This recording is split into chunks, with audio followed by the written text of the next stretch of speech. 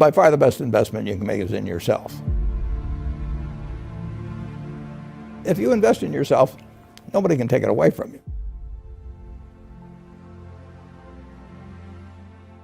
If I gave you a car and it'd be the only car you get in the rest of your life, you'd take care of it like you can't believe. Any scratch, you'd fix that moment. You'd read the owner's manual. You'd keep a garage and do all these things. And you get exactly one mind and one body in this world. And you can't start taking care of it when you're 50. Just remember that you just got one mind and body to get through life with. And the most important thing is really who you associate with. You want to associate with people that are better than you are. I mean, basically, you'll go in the direction of the people that you associate with.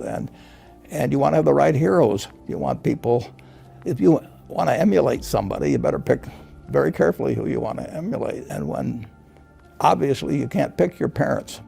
They're going to have an enormous influence on you, but you don't get a choice on that. But you get choices as you go down the line. And you want to copy. And the most important for most people in terms of that decision is their spouse. It's also important in terms of a partner in business, but the partner in life is the most important one. You want to pick a spouse that's better than you are. Biggest mistakes people make when investing? They just don't realize that all you have to do is just buy a cross-section of America and then never listen to people like me or read the papers or do anything subsequently. They think that because you can trade, you should trade. You buy a farm, you buy an apartment house, you can't resell it tomorrow. Now you get something handed to you, liquidity, which is instant. You can sell, and the cost of doing it are pennies, compared to other kinds of investment activity. So because they can so easily move around, they do move around, and moving around is not smarter than investing. You have a pretty cool morning routine regarding what you have for breakfast and how prosperous you feel. What is that? I eat exactly what I like to eat. If somebody offered me a deal when I was 20 and said, you're going to live 1 year longer, instead of living to 88, you'll live to 89 or whatever it may be, if you eat nothing but broccoli and Brussels sprouts and onions and all these things. I just said, I'll take the last year off. It probably won't be that good anyway. So I eat exactly what I like to eat. Is business school worth it? Depends on the person.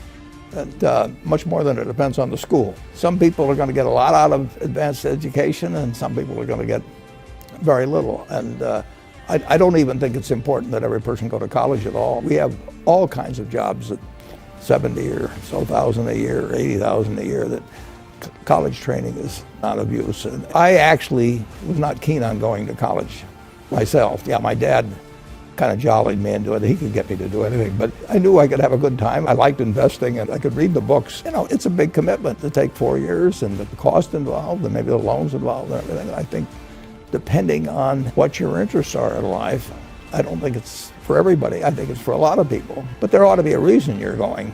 And I didn't really see much reason.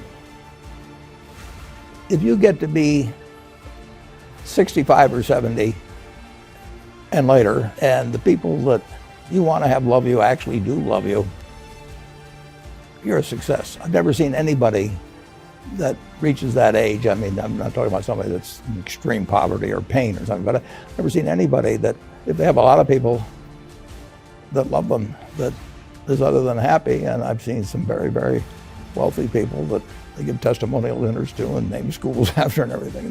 Nobody loves them. The best investment you can make is in yourself. If you invest in yourself, nobody can take it away from you.